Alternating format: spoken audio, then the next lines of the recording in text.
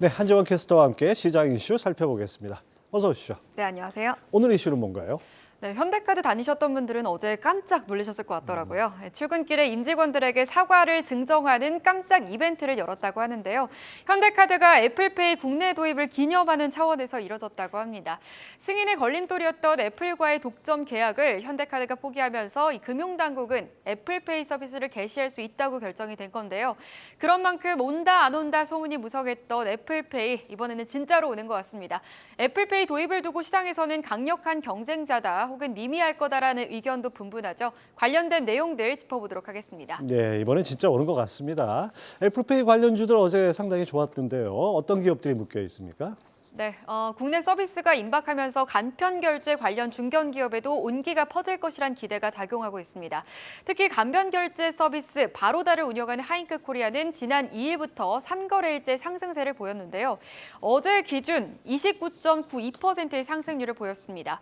이외에 애플페이 관련주로 꼽히는 이루온이 5%대 상승, 그리고 대표적인 벤사죠. 한국정보통신이 4% 가까이 올랐고요. 나이스 같은 경우에는 2.6%의 상승률을 보였습니다.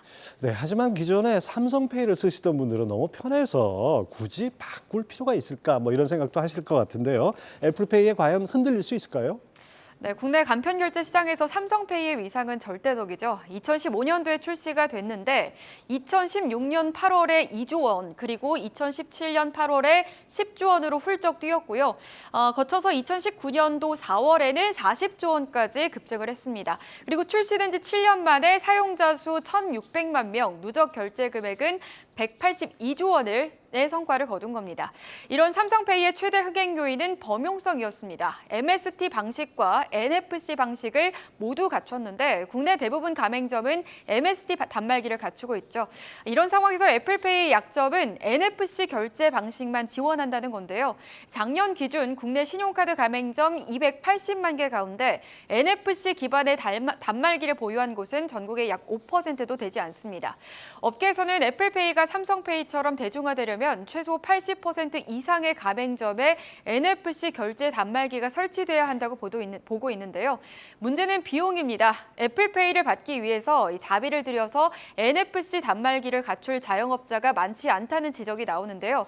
NFC 단말기는 대당 15만 원에서 20만 원으로에 달하는 것으로 알려져 있는데 이를 280만 가맹점에 대입했을 때 NFC 단말기를 모두 설치하기 위해서는 4,200억 원에서 5,600억 원의 비용이 소요되는 셈입니다. 일부 언론에서는 대당 10만 원을 대입한 3천억 원 수준으로도 보도하고 있고 현재 애플이 판매 중인 리더기 가격이 49달러인 점을 감안하면 더 낮은 가격에도 보급이 가능할 수 있다는 건데요. 하지만 현대카드가 1년간 베타권을 포기하면서 다른 카드사들까지 차례로 뛰어들게 되면 이 단말기 보급은 좀 더 빠르게 이어질 수 있다는 평가가 나오고 있습니다. 상당 기간 현대카드 홀로 애플페이 사업을 맡게 됐다면 NFC 단말기 보급이 더뎠겠지만 주요 카드사들이 일제히 가세하면서 비용 분담이 가능해졌다는 분석인데요.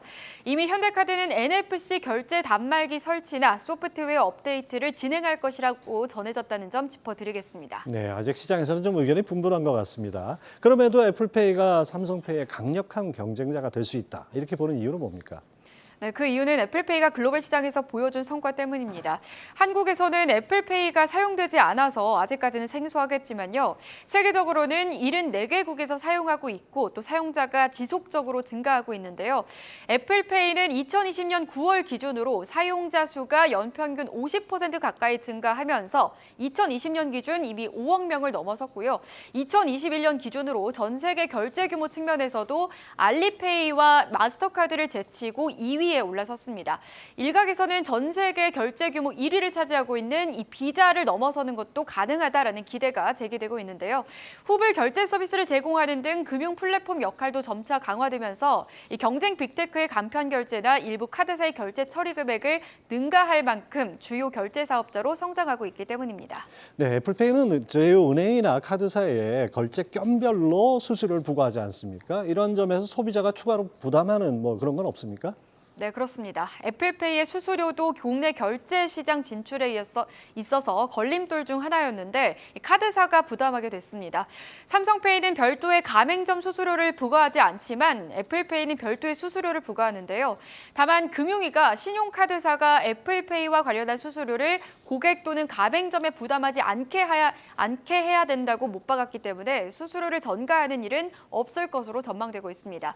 대신 장기적으로 카드 이용자 혜택 축소로 이어질 가능성은 있다고 합니다. 카드사 입장에서 0.15%의 수수료는 상당한 부담이기 때문에 이는 고객 혜택 축소나 높은 연회비 등의 방식으로 고객에게 전가될 가능성이 있다는 건데요.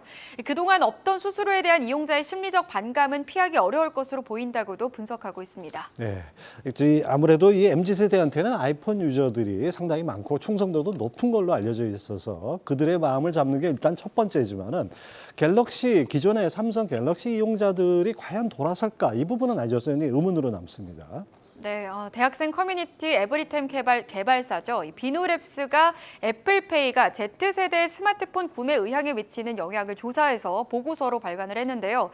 이 보고서에 따르면 현재 갤럭시 사용자의 85%는 애플페이 서비스를 인지하고 있지만 그중 절반 이상인 61%가 관심 없다고 응답을 했습니다.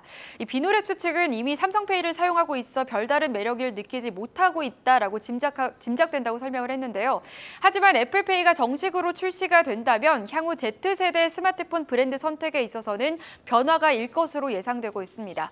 애플페이 서비스에 대한 설명 제시 전과 후 스마트폰 브랜드 선택 비율을 비교해보면 애플페이가 향후 스마트폰 브랜드 선택에 영향력을 발휘할 것으로 예상되기 때문인데요.